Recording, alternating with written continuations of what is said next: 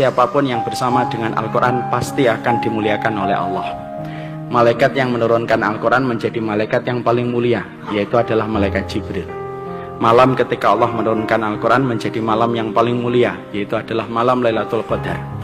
Bulan Allah menurunkan Al-Quran menjadi bulan yang paling mulia, yaitu adalah bulan Ramadan. Dan laki-laki yang diturunkan kepadanya Al-Quran menjadi laki-laki yang paling mulia, yaitu adalah Rasulullah SAW. Dan disitulah akhirnya kita mendapati bahwasanya siapapun yang ingin meraih dan memperoleh kemuliaan itu cuma satu, bagaimana kehidupannya dibersamakan dengan Al-Quran. Karena siapapun yang bersama dengan Al-Quran pasti akan mulia. Dan Al-Quran itu merupakan mukjizat terbesar yang Allah turunkan pada kehidupan manusia.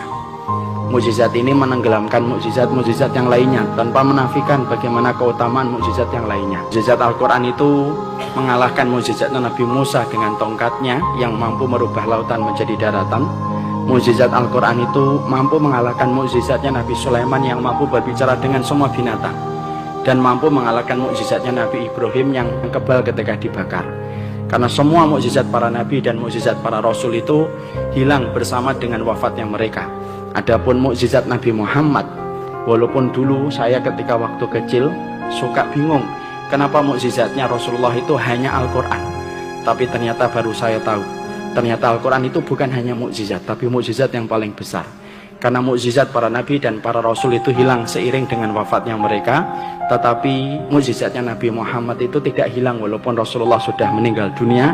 Efektivitasnya itu tetap berlangsung mukjizat itu sampai nanti matahari terbit dari arah barat.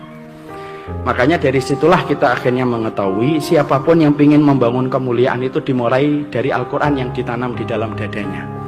Makanya kalau kita mendidik hari ini harus kita rubah paradigmanya, bahwasanya pendidikan pertama itu bukan matematika, pendidikan pertama itu bukan fisika dan bukan bahasa Inggris.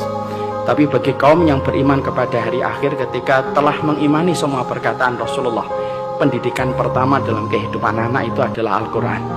Karena Al-Quran itu apabila telah hidup pada kehidupan seseorang, maka sesungguhnya mukjizat itu sudah ada di dalam dada anak itu. Dan kalau mukjizat itu sudah hidup dalam dada seseorang, maka Allah itu tidak punya alasan untuk tidak menolong orang yang di dalam dadanya itu ada Al-Quran.